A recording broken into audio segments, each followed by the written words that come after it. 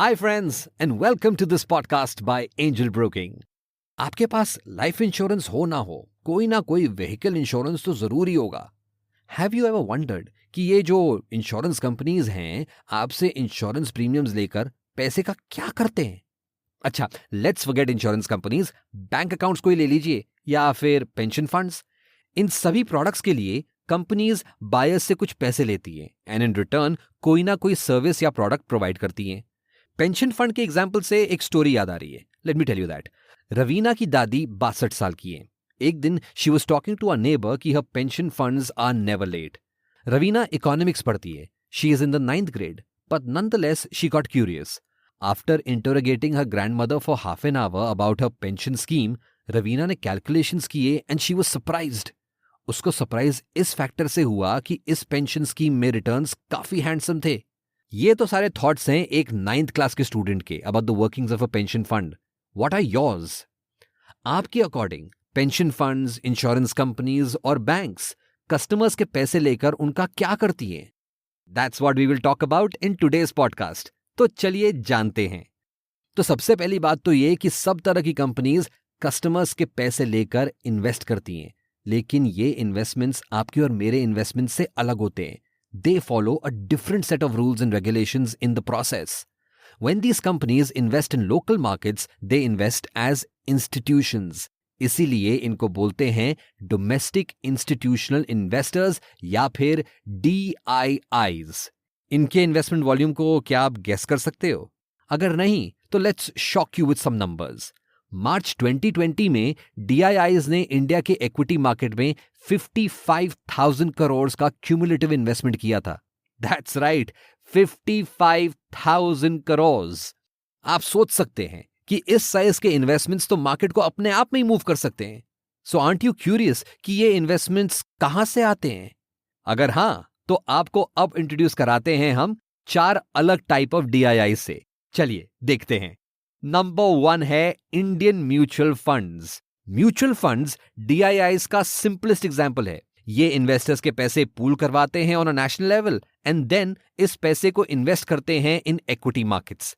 And mutual funds being the choice of new age investors, domestic institutional investments coming from mutual funds have been growing over the last decade. As of March 2020, mutual fund firms ने Indian equity market में 11,000 करोड़ से ऊपर का cumulative investment किया है। क्या आप इस वॉल्यूम में ऐड करना चाहते हो? म्यूचुअल फंड्स सभी तरह के इन्वेस्टर्स को अपील करते हैं, so do check them out. Second type of DIIs है इंश्योरेंस कंपनीज। इंश्योरेंस कंपनीज भी कई तरह के कस्टमर्स को केटर करती है। एग्जाम्पल तो आप जानते ही हैं। Apart from the obvious health, life and vehicle insurance, customers अपनी फैक्ट्रीज, कंपनी एसेट्स और प्रॉपर्टीज के इंश्योरेंस भी खरीदते हैं। आजकल तो गैजेट्स और रेंटेड व्हीकल्स पर भी इंश्योरेंस सेल होता है। नो वंडर इंश्योरेंस कंपनी इस पैसे का सिग्निफिकेंट चंक इक्विटी मार्केट में भी इन्वेस्ट करती है। As of March 2020, insurance companies ने over 20,000 crore Indian equity markets में इन्वेस्ट किए हैं। तो ये हो गए 2 टाइप ऑफ DIIs, अब बचे 2 और। तीसरा type of DIIs are local pension fund providers. Pension plans तो ऑलमोस्ट सभी एम्प्लॉयड लोग बाय करते हैं। From government employees to freelancers, लोग सेविंग करें या नहीं करें, पेंशन प्लान्स को यूजुअली सभी सीरियसली लेते हैं। And this is also reflected in the amount that DIIs selling pension plans invest in the equity market. 33,000 crore. That's right, ये नंबर इंश्योरेंस प्रोवाइडर्स और म्यूचुअल फंड कंपनी से भी ज्यादा है।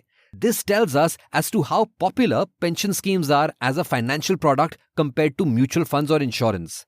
इंडिया में कई पॉपुलर पेंशन स्कीम्स हैं जैसे कि NPS, PPF, EPF etc.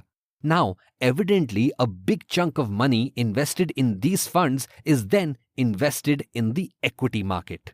और इसी के साथ चलते हैं हम अपने लास्ट टाइप ऑफ DIIs की तरफ, which is possibly the most common one. वो है बैंक और फाइनेंशियल इंस्टीट्यूशंस।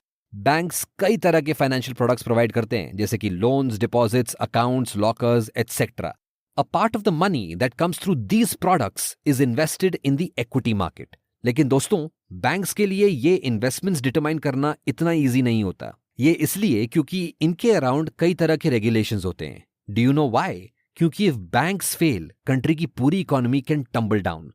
लेकिन regardless, Banks and financial institutions are the fourth most common domestic institutional investor और ये भी equity markets में ही invest करते हैं. DIIs होते हैं डोमेस्टिक इंस्टीट्यूशनल इन्वेस्टर और इनके इकोनॉमिक काउंटरपार्ट होते हैं FIIs या फिर फॉरेन इंस्टीट्यूशनल इन्वेस्टर्स. इसके बारे में हम कभी और बात करेंगे, लेकिन तब तक के लिए नो दिस मच. FIIs की इक्विटी होल्डिंग्स को जब भी आप DIIs की इक्विटी होल्डिंग्स से डिवाइड करोगे, you will get FII to DII ownership ratio. इससे आप इंटरनेशनल मार्केट्स, ट्रेडिंग और करेंसीज के डायनेमिक्स को समझ सकते हो. ये सारे डायनेमिक्स समझाते समझाते रियलाइज ही नहीं किया that we are almost out of time. अलविदा बोलने का समय आ गया है. लेकिन in the meanwhile markets are still up and running, so keep yourself updated on our website www.angelbroking.com.